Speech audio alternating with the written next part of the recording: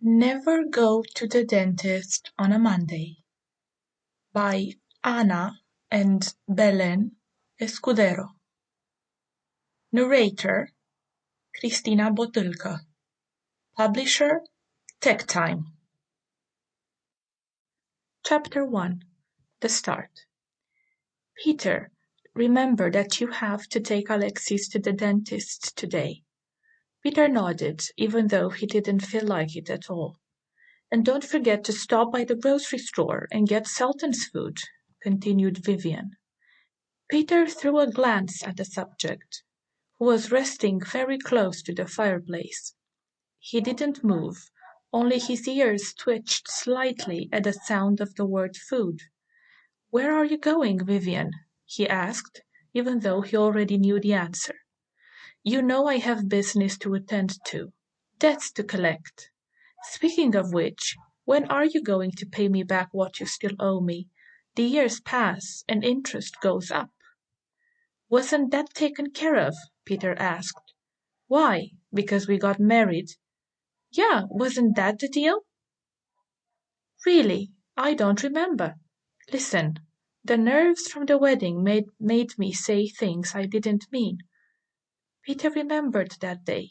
Everything went so fast. He thought they were going to kill him. Vivian got up from the chair, came close to Peter, and gave him a kiss before turning to her son, who was playing with Sultan, pulling on his ears. "See you later," she said. "And don't be late, Peter. I'm not about to change the appointment again." Peter watched his wife leave, and he didn't feel sorry. She was bossy, and it was hard for him to follow that lifestyle with so many rules.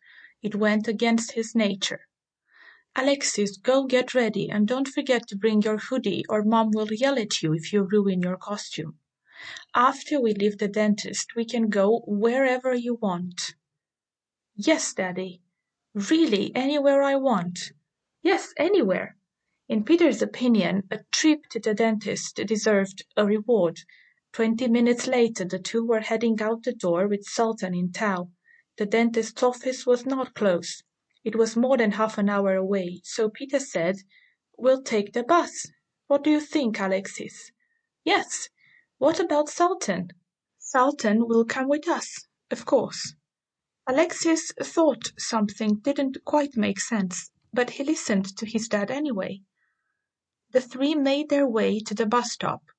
Peter and Alexis were ahead, and Sultan was bringing up the rear. It seemed he dragged rather than walked.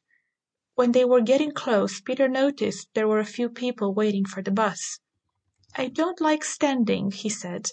"Come, Alexis, we'll go first." Sultan shook his head and barked, but that was all. He didn't have the same energy as before. In the distance, he saw a bus appear while a car got ahead of it. The red light gave Peter a chance to get in place. The car stopped, and the driver honked his horn a couple of times. Almost everyone looked. Sultan barked happily, and Alexis clapped, while Peter looked at the driver fearfully. "Hello, do you want to get in?" he offered. "No, it's all right. We'll be just fine in the bus," answered Peter. The bus advanced, and several people waved it down so it would stop. Peter pulled on his son as he called Sultan while heading for the bus, ready to get on it.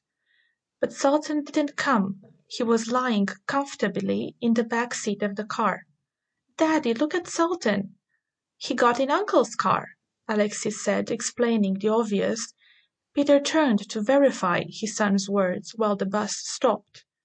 People started to get on, some even bumping slightly into those that were next to them with the intention of getting on the bus first so they could get the empty seats.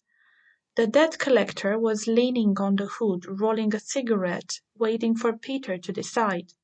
"If you think about it too much, you'll be late for your appointment," the debt collector said. "Fine, but I'm driving." The debt collector laughed, like only he could, with a dark and eerie laugh that shook Peter to his core. "I'm about to get my license, you know," he protested without saying it was his Sample complete. Ready to continue?